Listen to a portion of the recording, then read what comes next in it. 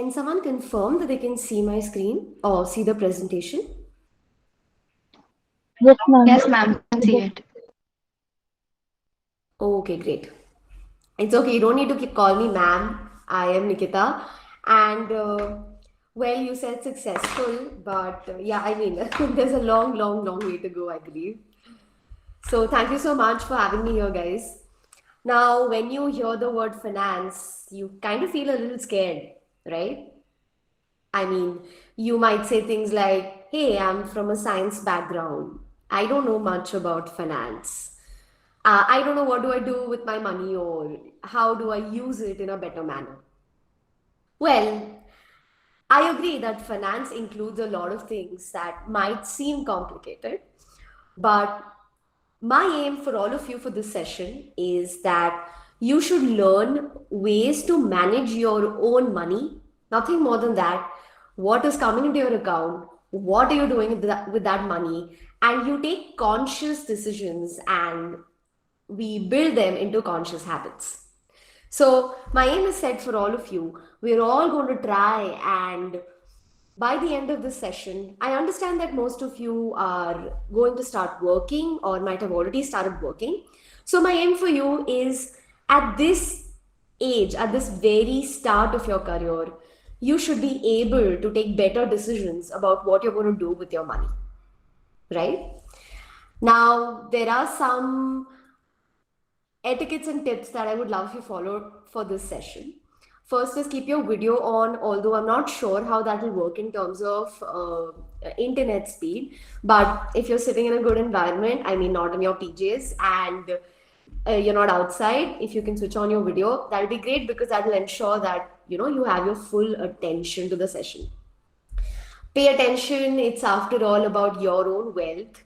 So if you pay attention, so what I've done is I've tried to keep the session as easy as I can so that you guys can take actions immediately as soon as the session is done. So pay attention. It's about your wealth. And if you take those actions, you might be able to build wealth sooner because you all are just about to start your professional journeys and participate in chat. So whenever I ask you a question, it'll be great if you can participate. Let's have fun for this 1 hour. Let's learn and have fun.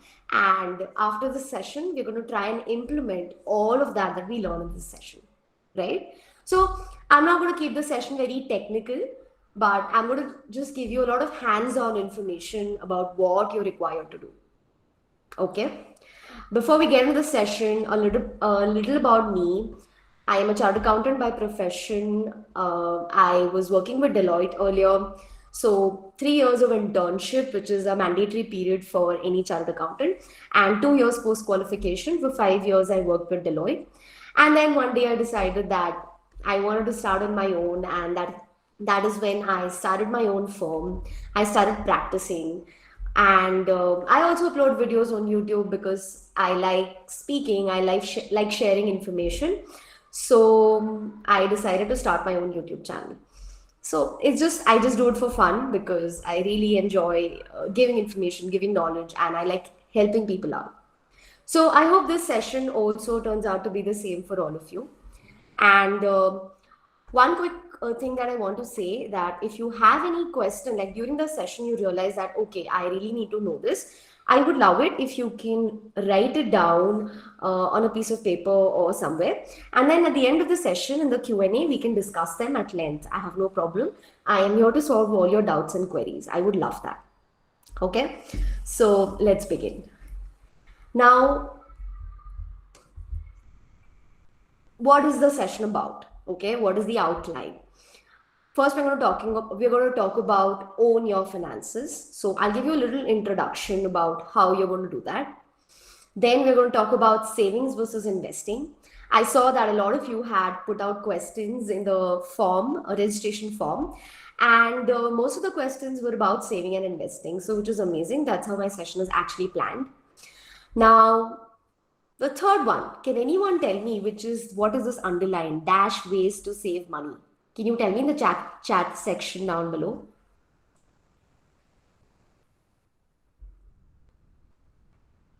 What does this mean? Dash ways to save money. Can you tell me?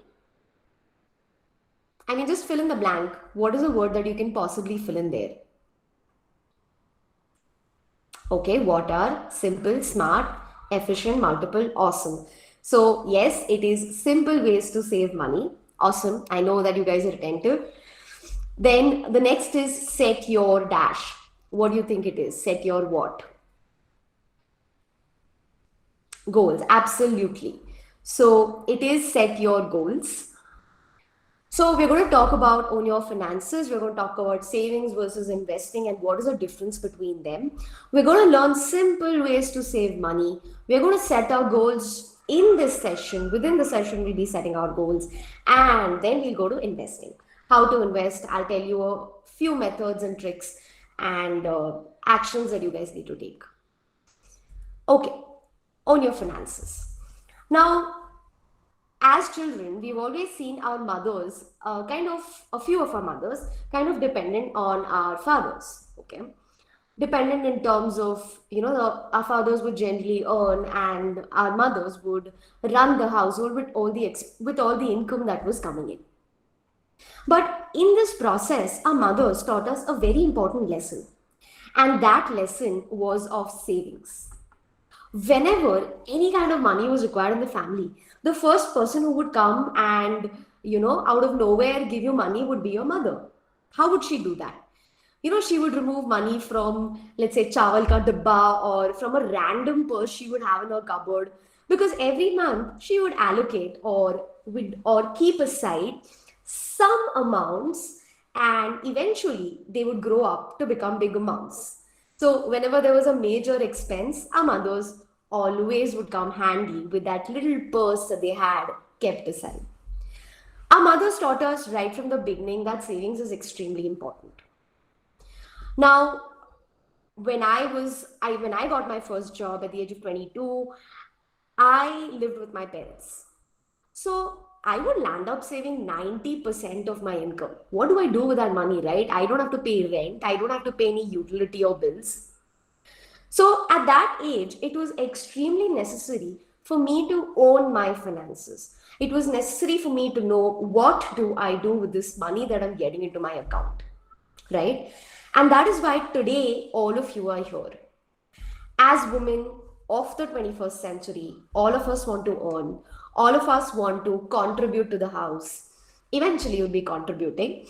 So like you are in control of your careers, like you're taking up jobs, I want you guys to also be in control of your finances. I want you guys to know what do I do with this money that is coming in my bank account? How do I use it in the best way possible? Now, not all your methods will be the same. Some might choose an X method and some might choose a Y method, which is absolutely fine. But you should know what you are doing. You don't have to give this money to your father or your brother or someone else to invest. You need to learn how to do it because it's your money and you are earning it, right? So we are going to learn how to own our finances. Now, the first thing that comes up is savings versus investing. Now, let's say you got your salary, it's the first salary that you're earning, and it got credited to your bank account, and on that very day, Nykaa or Myntra puts up this notification saying that, listen, there's like a 30 or 40% discount, and you are required, you can go ahead and avail this discount. And that person, that makes you want to spend. Why? Because you have so much money lying in your account today. So before I go ahead, tell me, how many shopaholics do we have in this session? Give me with a yes or a no. Are you a shopaholic? Yes. Yes. No. Okay, that's nice. Wow. Am I going to get more no's than yeses? Okay. So, the point here is that you know whether you're a shopaholic or not. Okay, I am happy about that. So, you are very much self aware, which is great. So, so what happens is when you're trying to save money, okay, you have to consciously try. It cannot be like it's a residual amount that you're saving, right? So, when I say saving, it means I am accumulating some money. Okay. Where am I accumulating it? When we were kids, we would use piggy banks, but today we're adults, so we're going to use bank accounts. You're going to accumulate all your money in your own savings bank account, right? So this is called as savings. I am just keeping aside money. I am just accumulating money. But that does not mean that you're investing this money, right? Savings is just putting the money in a jar, like you can see in this image. You're just putting it there. But when you decide that I want to earn some more money out of the money I have set aside in this jar, that is investing. So when you want to earn money from your savings, that is investing. So investing cannot just happen. You have to take action. You have to take a few steps. You have to decide what you want to do with it, right? Savings, on the other hand, might just happen sometimes, but investing will never just happen. You have to consciously decide how you're going to earn more money from the money that you've accumulated, right? So saving money is wise, but investing money is more profitable. So if you remember how our mothers used to accumulate money in that little purse in her cupboard or chawal ka dabba or wherever it was, what do you think that was? Was that savings or was that investing? If you could tell me in the chat section, please.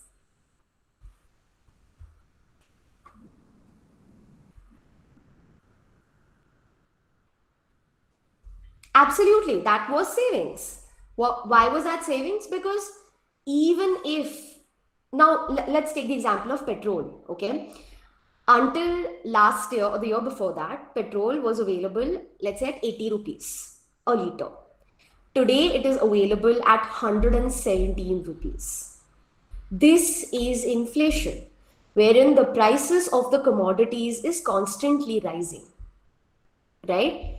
But if you keep this money in savings bank account, or if you keep this money lying in your cupboard like our mothers did, will that money increase? The answer is no, it won't increase. How will it increase? Because you're not doing anything about it. So if you want to make money out of money, that is called as investing. And I want all of you after this session to consciously take the decision of investing the money that you have saved.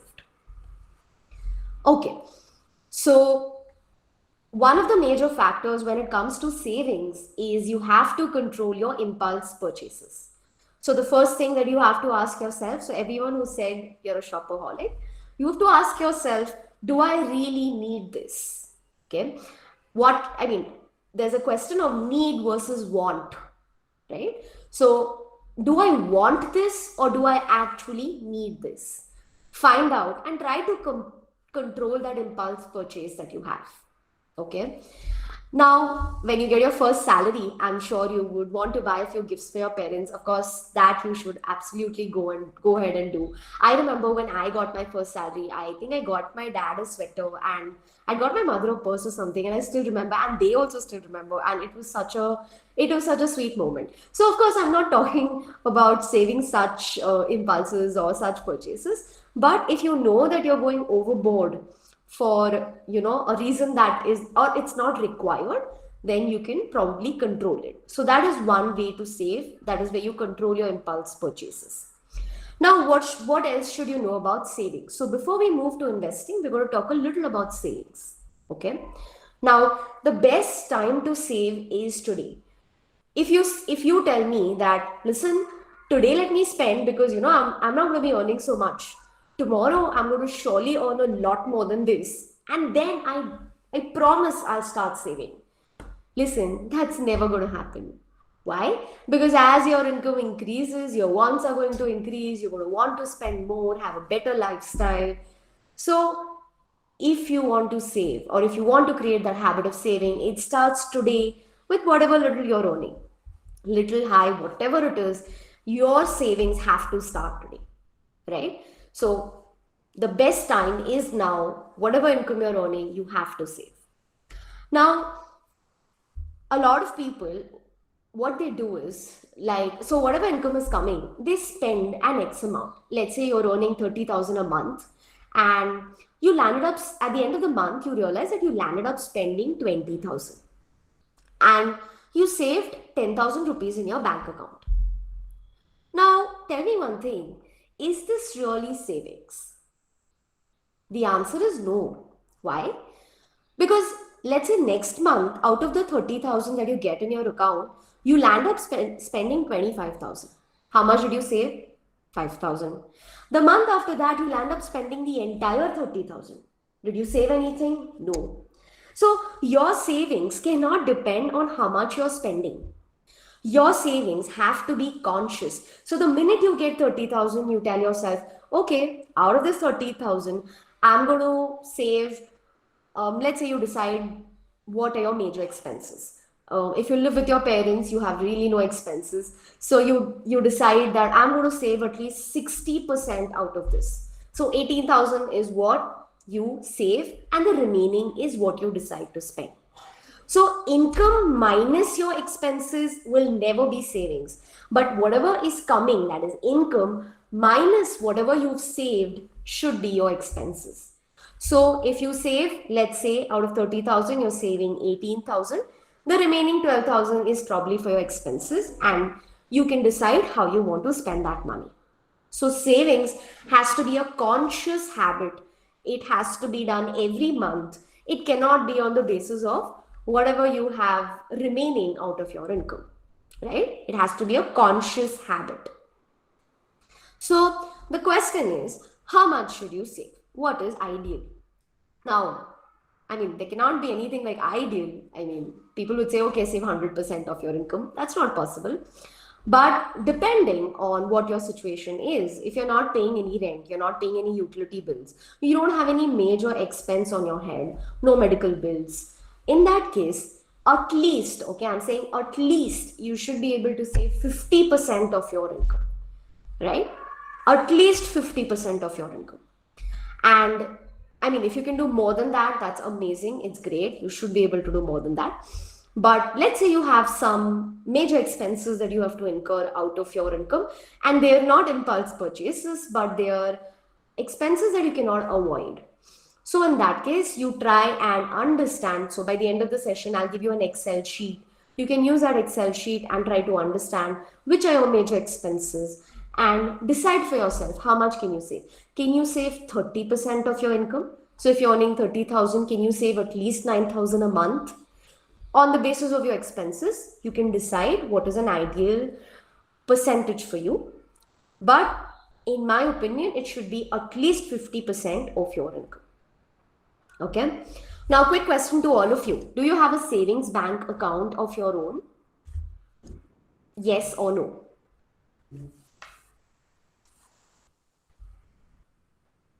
Awesome. Awesome. Everyone has a savings bank account of their own. Great. I'll use this information a little later. Okay. So what are the three hacks to save money? So if you're someone who just cannot control these impulse purchases, especially online buying, I would suggest delete the apps, try to, make it difficult, go to the website and buy so that, you can control that impulse purchase, because it's a little difficult to, open your laptop and then probably go to the website and choose what you want, and you won't spend hours doing that. Whereas in the phone, it's very easy to spend hours scrolling and deciding what you want. So if you think you're someone who's a shopaholic and cannot control, and you don't need something, but you just want to buy it because you have some incoming, so delete the app. Out of sight is out of mind, right? Keep multiple bank accounts. So most of you told me that you have savings bank account, which is great. Now, a good method to save money, or a good method to safeguard yourself from, not using that savings amount, is having a second bank account. So what happens is, let's say whichever company you join, they will open a bank account for you, right? So they will credit your salary in that bank account. Now, whenever the salary gets credited at the end of the month, what you should do, immediately transfer. Let's say you've decided that I'm going to save 50%. Transfer 50% of that income to your other savings account. Okay.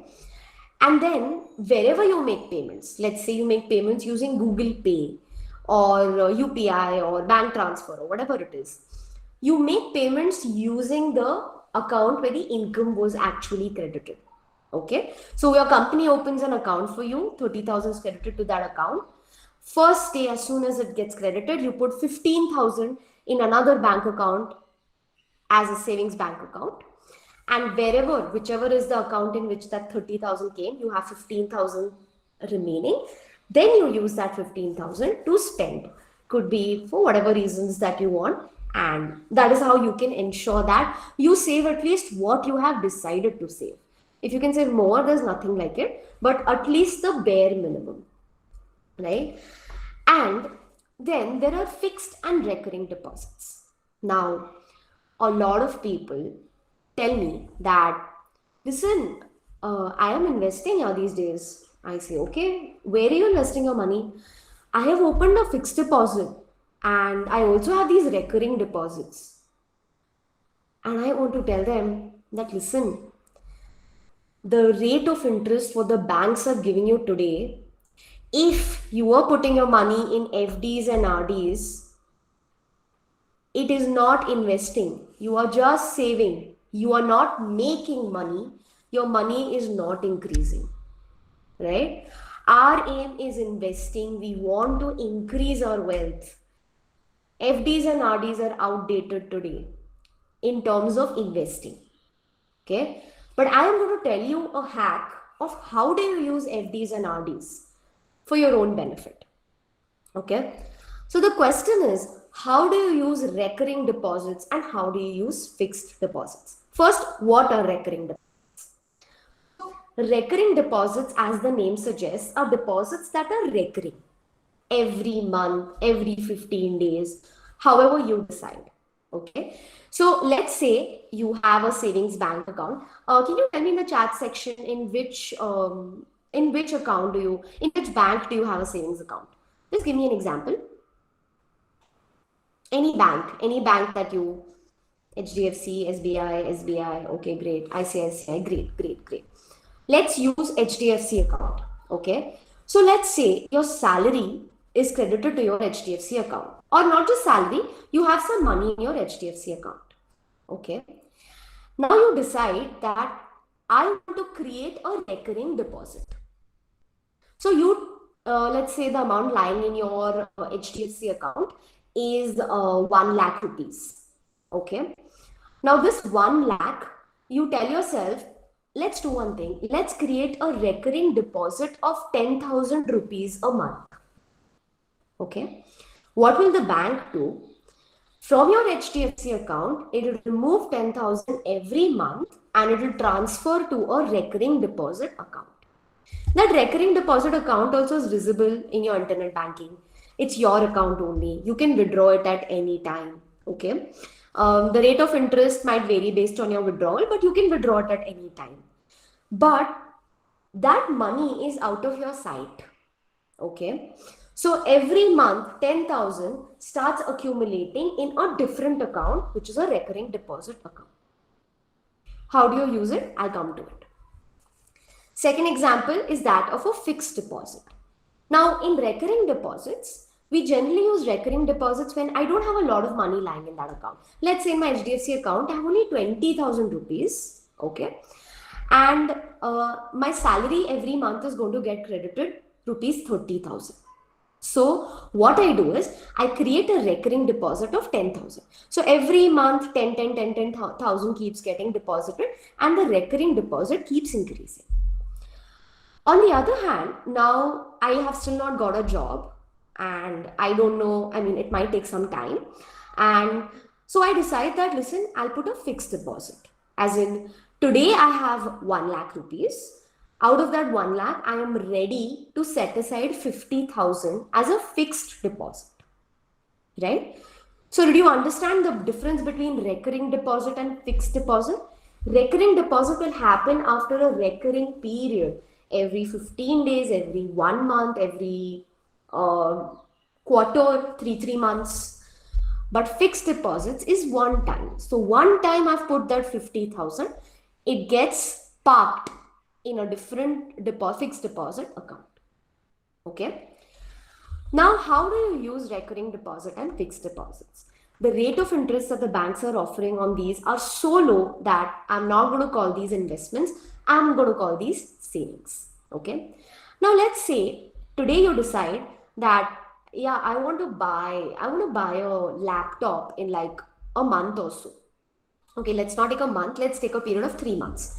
I want to buy a laptop in 3 months. It's a future expense and it's going to come in 3 months. Okay.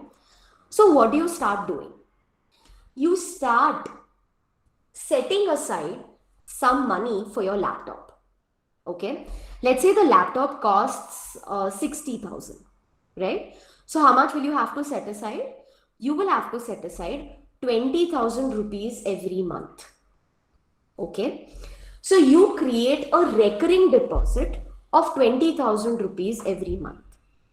So that at the end of 3 months, when you want to buy that laptop, the amount of 60,000 is ready for you. It's out of your sight. You cannot use it, right? You're going to use it for your laptop. And that is why you are creating a separate deposit.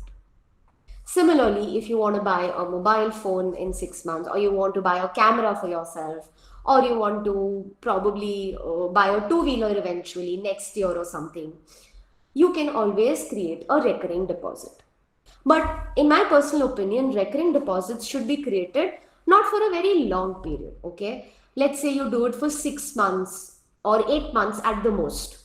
If it's a period beyond that, then you don't create a recurring deposit. Okay, so you decide, what is there any major purchase that I have to make in the next 6 or 8 months, and then you create a recurring deposit today by back calculating how much will you have to save every month, right?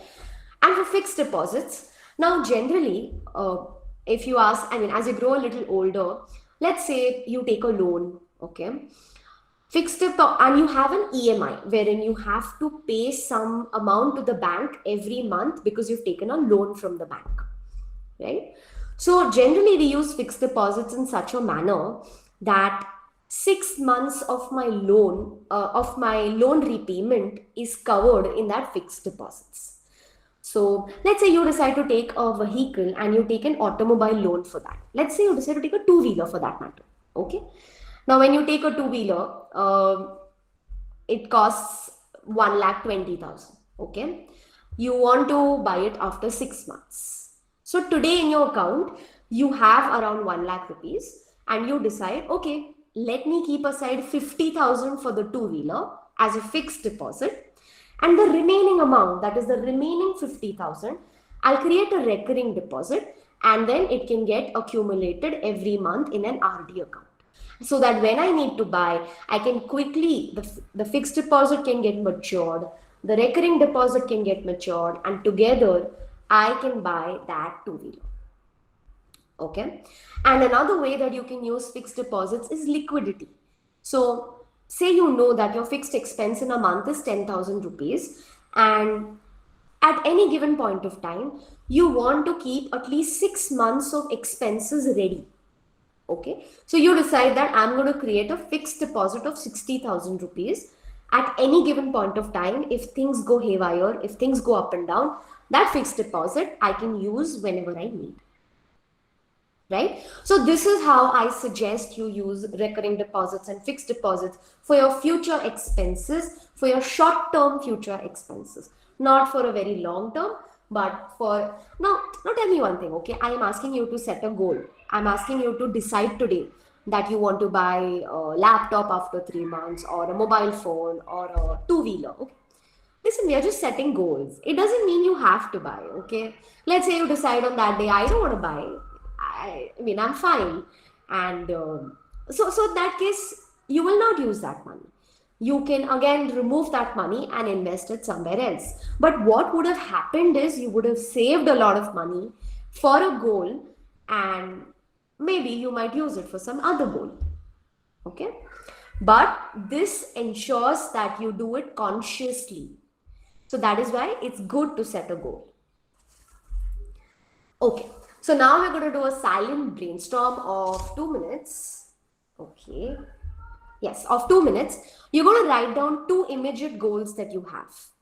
Okay, think and write any two immediate goals that you have, not in the chat section. You can just write it down for yourself.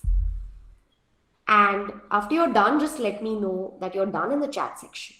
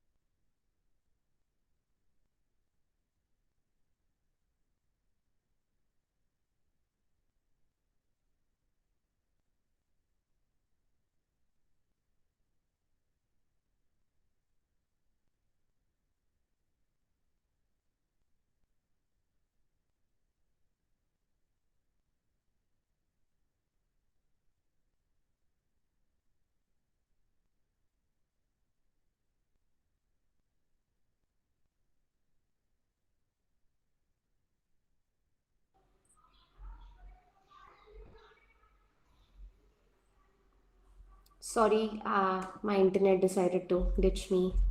Just a second. Yeah. So are you guys done writing the goals for yourself?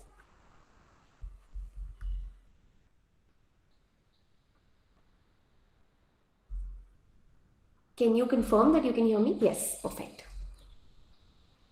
Okay, great. So I'm assuming all of you are done writing at least two short-term or immediate goals that you have for yourself. Okay. Now we're moving on to the next part of the session, which is investing.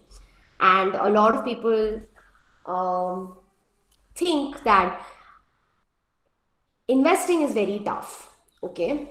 It may be tough. It might require a lot of research. Okay. But my point is that you need to know how much is important for you. You don't need to know anything more than that. Okay. So based on your background, based on what your income is, you decide where you want to invest. Okay. You might decide that you want to invest in an X scheme, whereas your friend might decide something else, which is absolutely fine. Okay. Now, when you talk about investing, there are a few options available.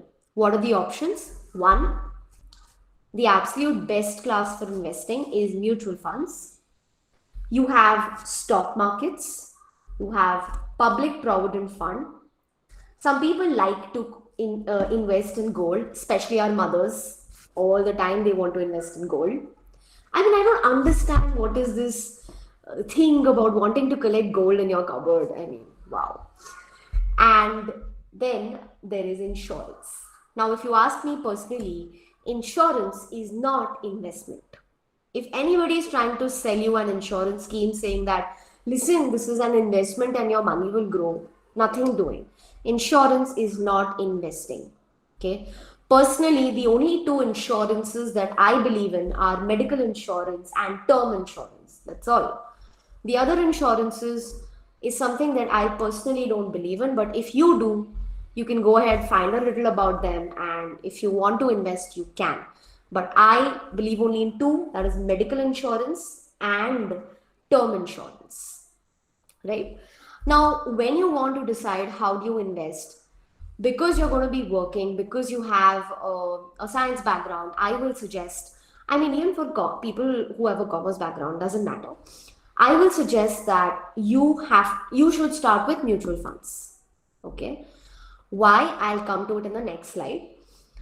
Public Provident Fund is basically a provident fund that is created by the government. Okay. There's a separate act that deals with PPF. But there are a lot of restrictions with PPF, okay? You cannot withdraw your money for 15 years. So the whole concept of PPS is that when you get retired, you should have some money for yourself. say you can't earn or for whatever reason, you should have some money, and that is why you start setting aside that money today. Personally, I have investments in PPF because my father had started my PPF account 15 years ago. So, I can withdraw today. So that is why I do it. But if you're someone, you're okay to part with your money for 15 years, every year, that is, so if you're okay with that, then you can open a PPF account as well. But if you're opening a PPF account, a very small portion of your investment has to go in PPF. Okay. Stock markets, we'll come to that, and gold. Let's talk about mutual funds first. Okay. Just a second. Yeah. What are mutual funds? Now, I'm going to give you an example about how mutual funds work. Okay. Can you tell me in the chat section any company that you like? Any product or company that you like? Anything. You like Apple, you like Google. Is there any company that you like? Mercedes, Amazon. Okay, awesome. Google. Great. Let's choose Amazon. Okay.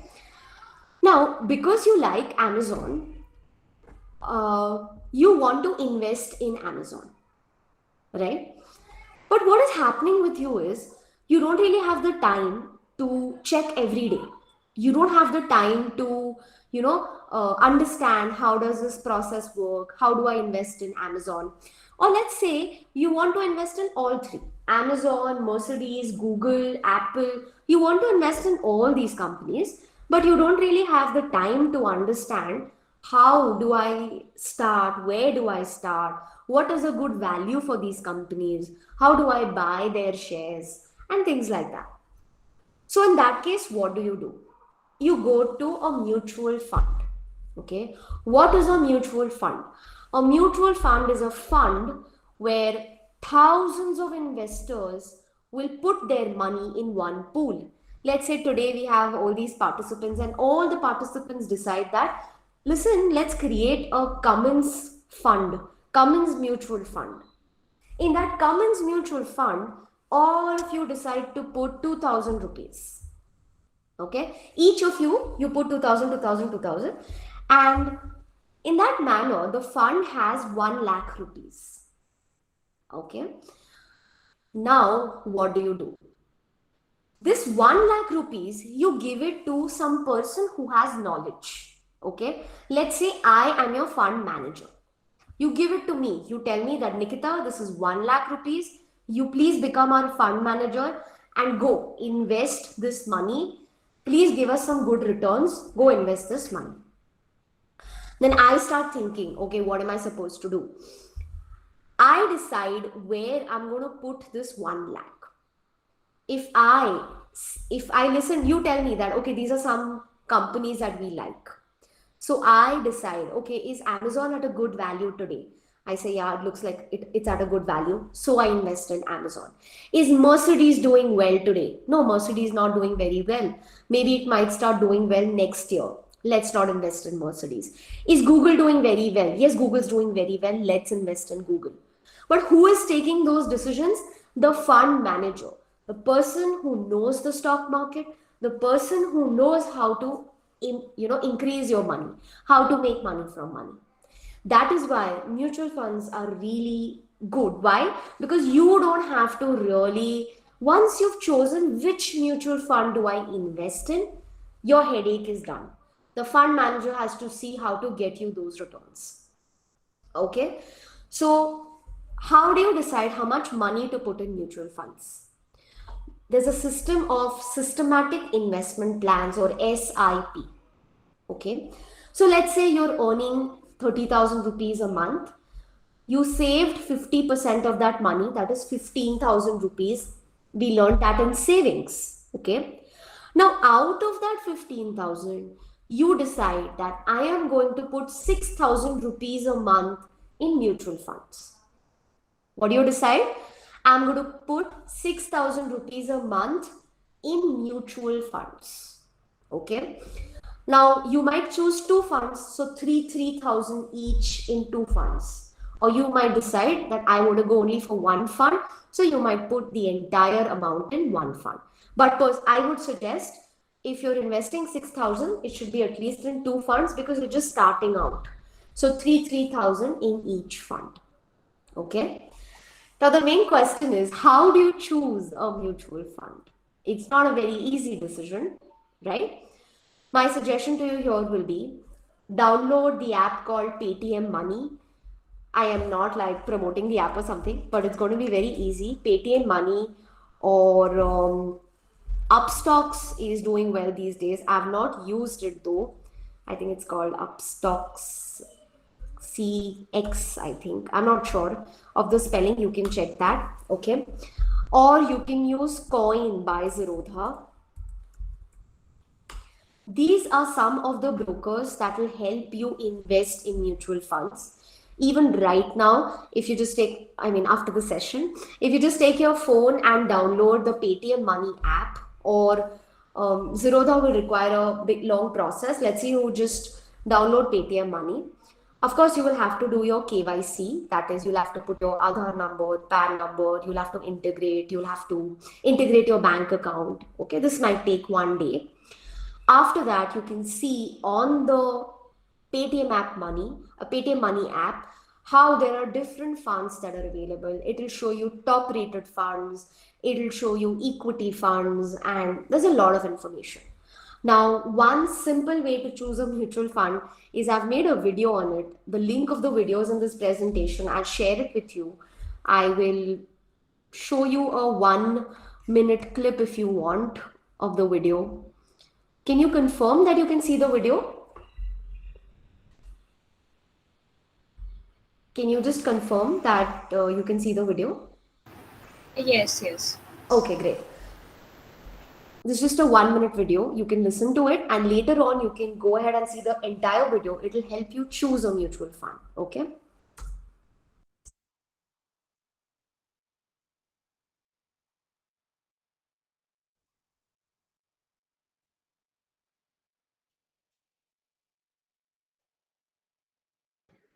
Nikita, we can't hear the audio.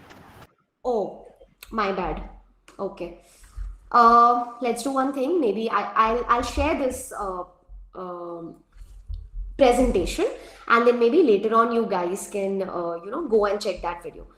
Because this session is not very long, I can't go through, I mean, I can't tell you how to choose a mutual fund because that takes a lot of time, but it's just a 9 minute video you can watch and understand. So the best asset class for all of you is mutual funds. Okay. And start with an SIP, start with, depending on how much you're saving. So like I said, if you're saving 50% of your income, out of that 50%, try to put at least 50% of that in a mutual fund. Okay, so if you're saving 15,000 rupees, if 50% is a lot, at least 40%.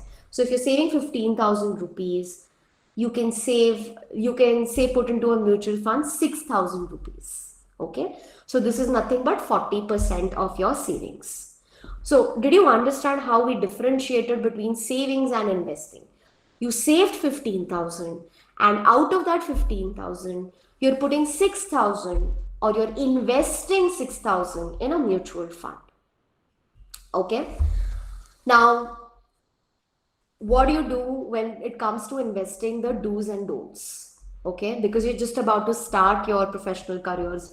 How do you decide what is the best way to go about these investments? Okay, stock market is a great place to invest, and of course it gives you the maximum returns, but it has the maximum risk involved. It requires a lot of knowledge, right? It requires a lot of research. But I would suggest, instead of putting all that time in the stock market, if you're not interested, you might as well put the time in investing in yourself. You learn new skills.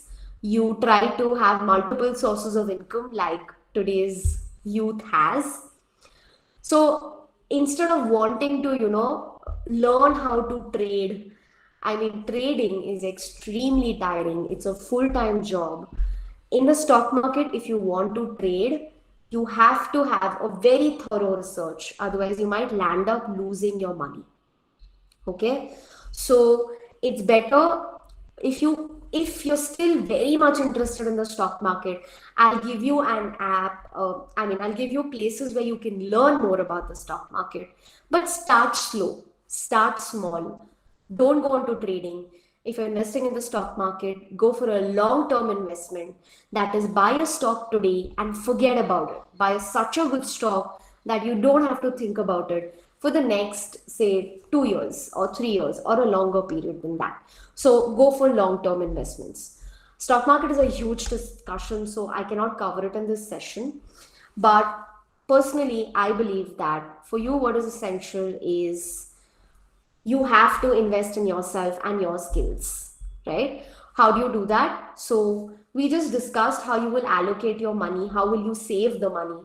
Now let's say you put 6 7 thousand in a mutual fund, and the remaining amount that is there out of the savings, you can start with a new course that you want to do, or anything that you've ever wanted to learn. Okay, let's say you really like putting yourself out there in reels or YouTube videos. So maybe you can buy a nice camera for yourself and start investing that time in such a manner that you have more sources of income, right?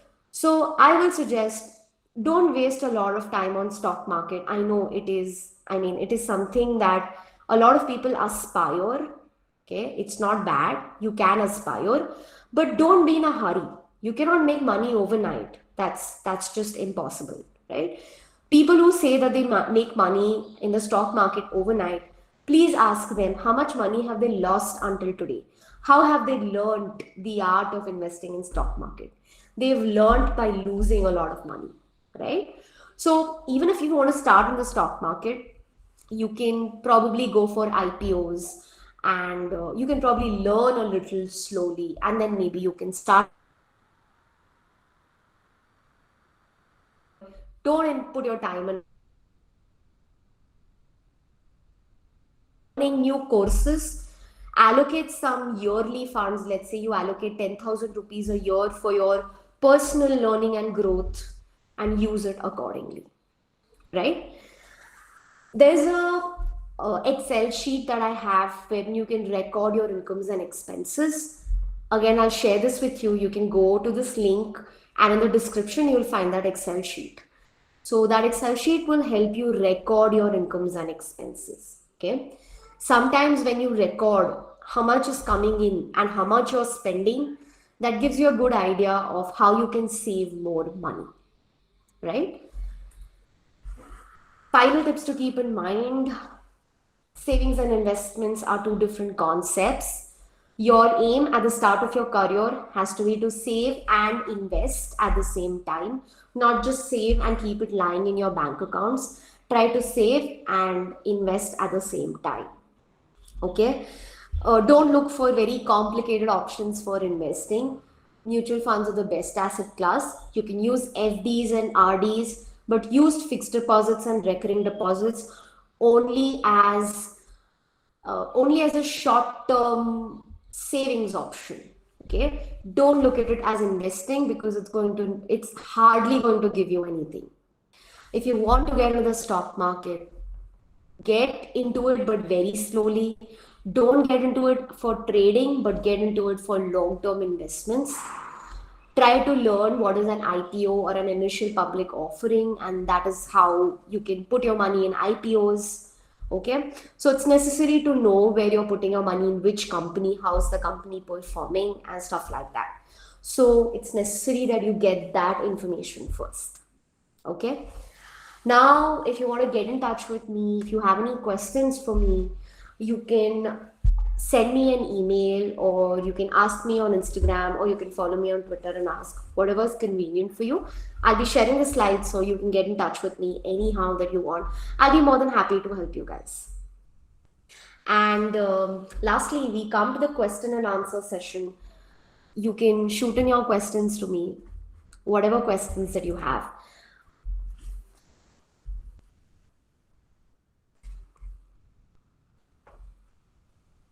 I mean, you have sent a lot of questions, and I can take them maybe after you've asked any question that you have right now. So, do you have any question for me? Hi, I have a question. I'm Divya Jami. Yeah, yeah. Hi, Nikita. It was a great session. I got to Hi, learn a lot. that's great. Yeah, tell me. Yeah. So my question is, from next year, like most of us will start working, and Yeah. we won't be at a house. We'll be living in a flat or rented flat or somewhere like that. So our expenses are they will tend to increase because there'll be travel expenses and rent and electricity bill, etc. So in that case, how do we save the money? Because these are not avoidable. Okay. I understand. I mean, these are, and because you're wanting to, I mean, you're going to be spending all the money out of the income that you're getting. I understand that it won't be possible for you guys to save. But like I said, it's a habit. I'm not saying, I told you 50%, okay. But that I said in a very ideal scenario wherein, you don't have major expenses. But if you have major expenses, even if you're setting aside 5,000 a month, okay, that is still considered as a habit, and that is still considered as savings because you're consciously setting aside 5,000 a month every month. Okay, so like I said, based on your expenses, you decide what is a good percentage for you, you decide what is a good number for you, and go ahead and do it. Yeah, that's great. Thank you. Yeah. Okay. Can you suggest any book for basic taxes for people who've just joined job? Also, any books to learn about basic personal finance?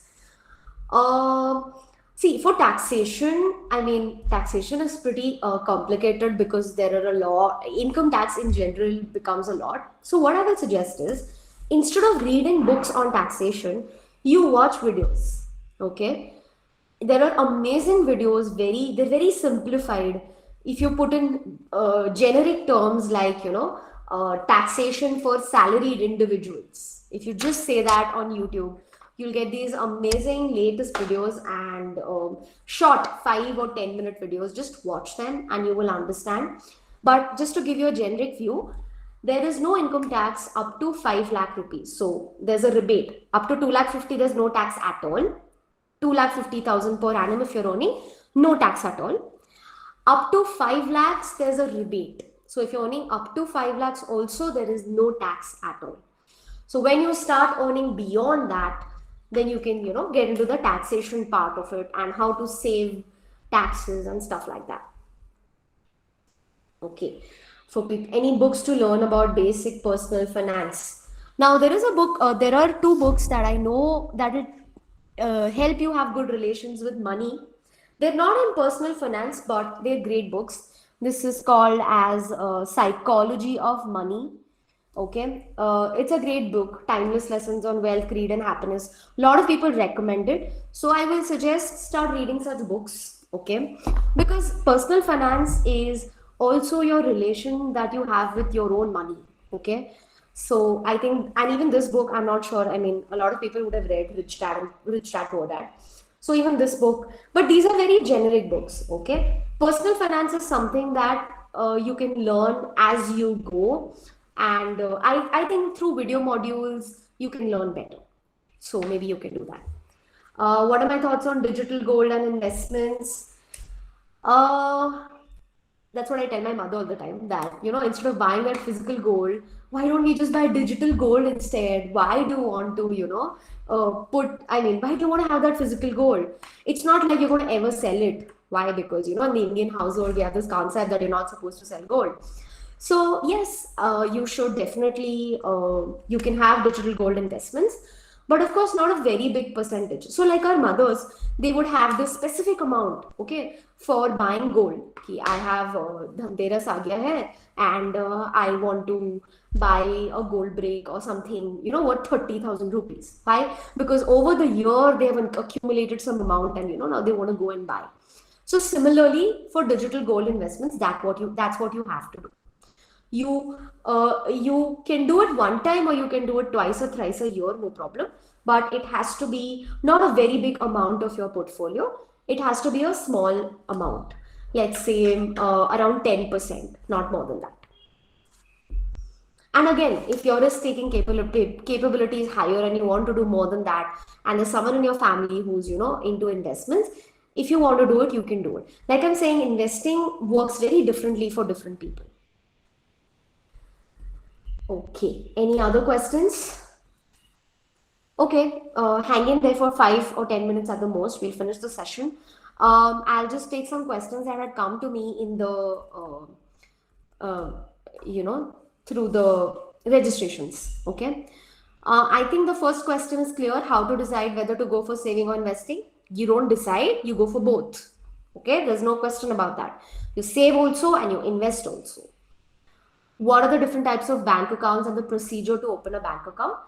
You don't have to know a lot about different types of bank accounts, but if you want to know, there is current account, there will be cash credit account, but you don't need all that. You will open a savings bank account. That's it.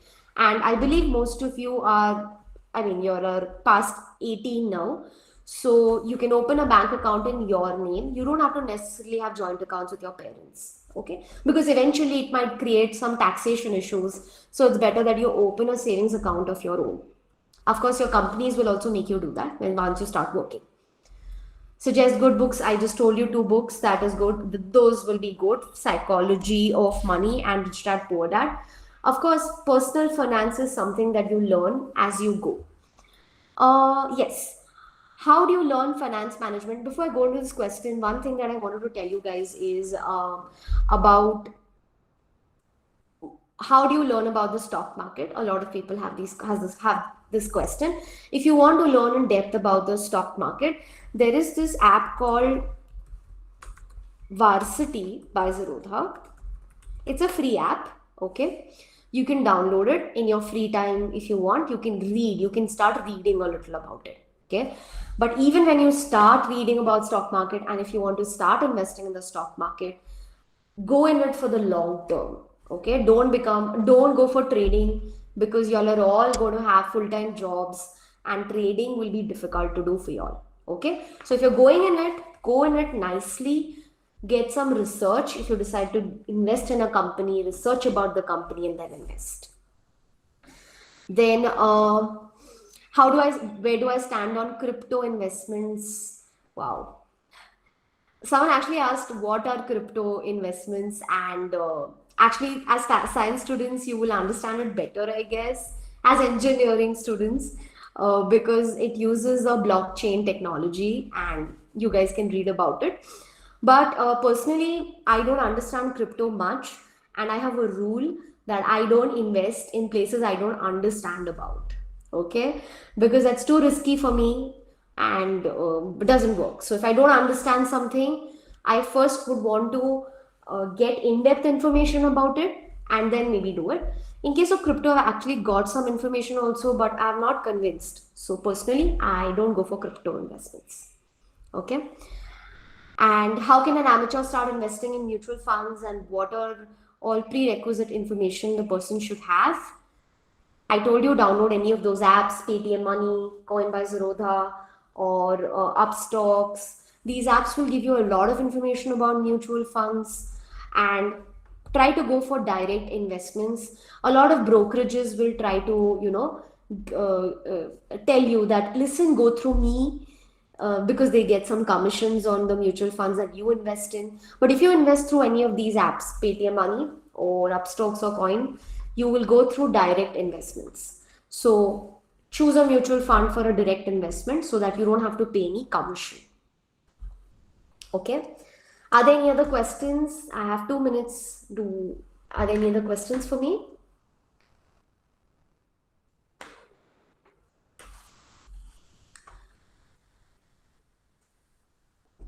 Okay, I think we're done then. Thank you so much, guys, for patiently listening, and I hope I could help you. As I said, if you have any questions, please ask me. You can send an email to me or ask me on Instagram or Twitter, wherever it is that you want.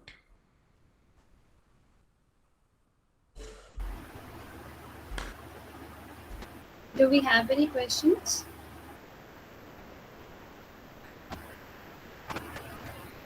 Okay, so we'll wind up the session. Thank you, Yes. ma'am. It was really a great session, and we are really grateful that you took out your time from your busy schedule and helped us to know so much more about how we can save money and various options to invest. I'm sure there's a lot everyone is taking with them from this session. As SWECCW celebrates completion of 5 years as we keep building strong women, we choose the theme of the year to be Atmanirbhar, that is, being self contained and self sufficient.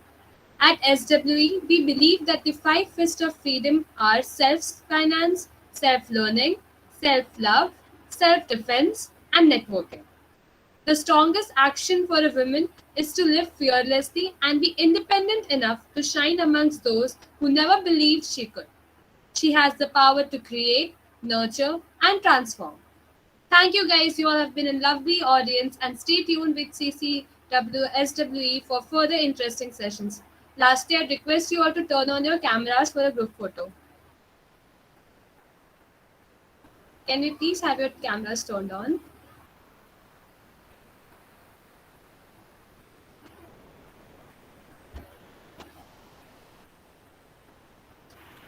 Yes.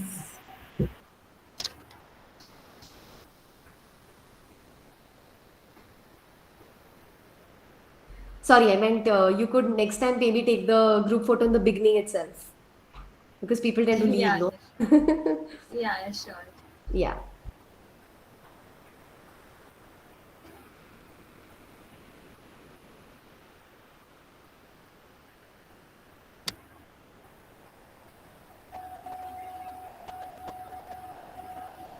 Just